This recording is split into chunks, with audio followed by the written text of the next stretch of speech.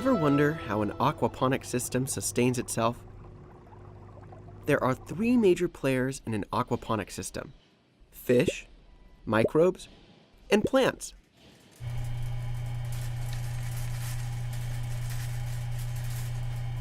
Like workers in an assembly line, each member plays an important role before passing the responsibility to the next member.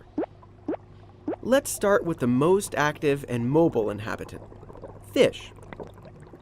Freshwater fish breeds such as tilapia, pacu, and catfish are the most popular in an aquaponic system.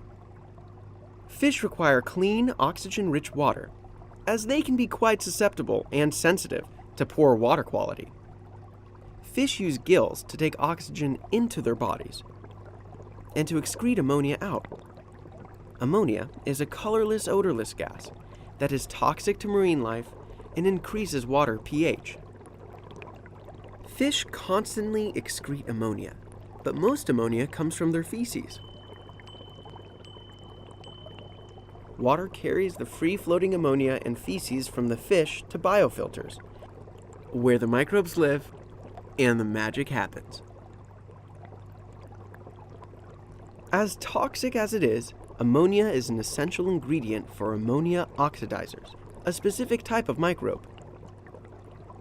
Microbes are microscopic organisms that cannot be seen with the human eye, but make up a large proportion of the aquaponics biomass. They can be found throughout the entire aquaponics system. Bacteria, archaea, and phytoplankton are some of the microbes that can be found floating in your system's water or growing on surfaces like plant roots and the fish tank. Although small in size, certain microbes like ammonia oxidizing archaea, or AOA, and nitrite oxidizing bacteria, or NOB, are responsible for the nitrification cycle, which is the crux of the aquaponics system.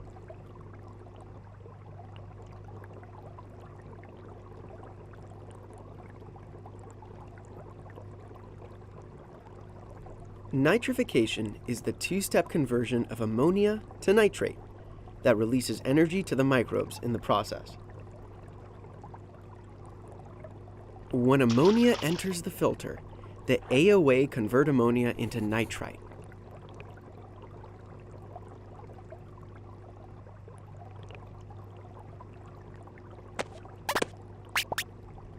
Then, the NOB convert nitrite into nitrate, which is harmless to fish and essential to plant growth. Not only does nitrification remove toxic compounds from the water, it also lowers water pH, which is a sign of a healthy system. Without microbes to break down ammonia in the water, ammonia would poison the fish. Recently, scientists working on the Healthy Drinking Water project discovered a superbacterium called Commomox. This single bacterium is capable of converting ammonia to nitrate all by itself, and will have a significant impact on our understanding of the nitrification cycle. The third component of an aquaponic system is plants. Plants rely heavily on both fish and microbes to survive. Unlike plants grown in the ground, aquaponics plants don't require soil to grow. However, most things raised in a traditional garden, such as lettuce, Swiss chard, and basil, can also be grown in an aquaponics system. Plants are a very special component of the system because they are exposed to both water and air. Plant roots absorb nitrate produced from nitrification and other nutrients to grow.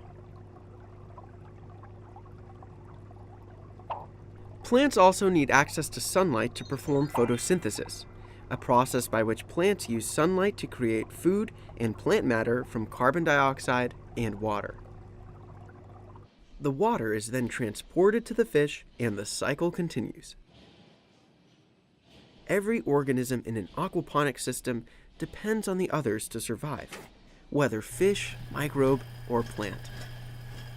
It's up to us to pair suitable inhabitants while keeping their water healthy.